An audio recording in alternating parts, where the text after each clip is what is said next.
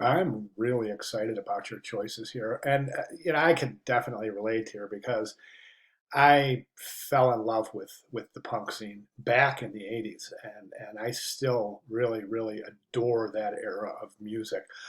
I was a little bit more drawn to some of the English punk bands like the Clash and the Sex Pistols, more so than American punk. But Patti Smith and Lou Reed are my two of my all-time. I mean, I still listen to both of these on a regular basis. So I was immediately drawn to your concept within a concept, so to speak. So okay, so we have Lou Reed. I think there's a ton of really super interesting portraits of Lou Reed, and I think I'm not real sure either of these really do justice. So I would recommend finding a really super recognizable portrait of Lou Reed and then cropping accordingly to include, what you want to do is you want to make sure all four of your stamps are kind of positioned at equal distance from the focal point, just to ensure clarity and unity and harmony in the series itself, right? Um, I wouldn't mind finding you finding a image of. Well, actually, I shouldn't say that because you'll have plenty of practice. I want you to practice on eyes, so I don't want you to use glasses in the images. But Lou Reed always wore glasses, so that's okay. Your choice there. But there's a ton of really great portraits of Lou Reed. Same thing with Patti Smith. I think this is one of the best portraits of Patti Smith from Horses. This is just really a great portrait. I think this is, correct me if I'm wrong, but I believe that might be a Mapplethorpe. Um, but I'm not positive, and I'm going to be really embarrassed if I'm incorrect. But I think Mapplethorpe shot that. But if not, it was another really famous New York photographer.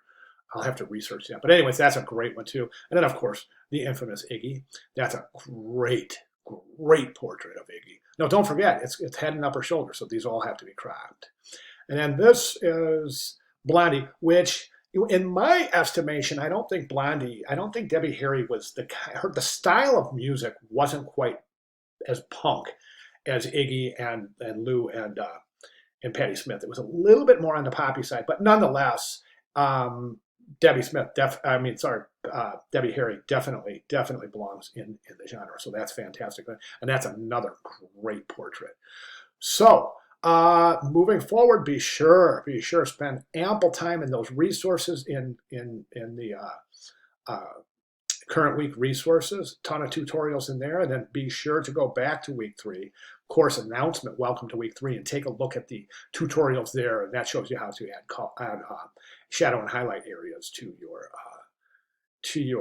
portraits. Now, the big thing about adding shadow and highlight is you have to be really subtle, and you have to exercise a high degree of restraint, because otherwise, as you can imagine, in a flat avatar, these are going to start looking zombie-like if the shadow areas are too pronounced. So it's real, and that's one of the reasons behind this assignment is finesse and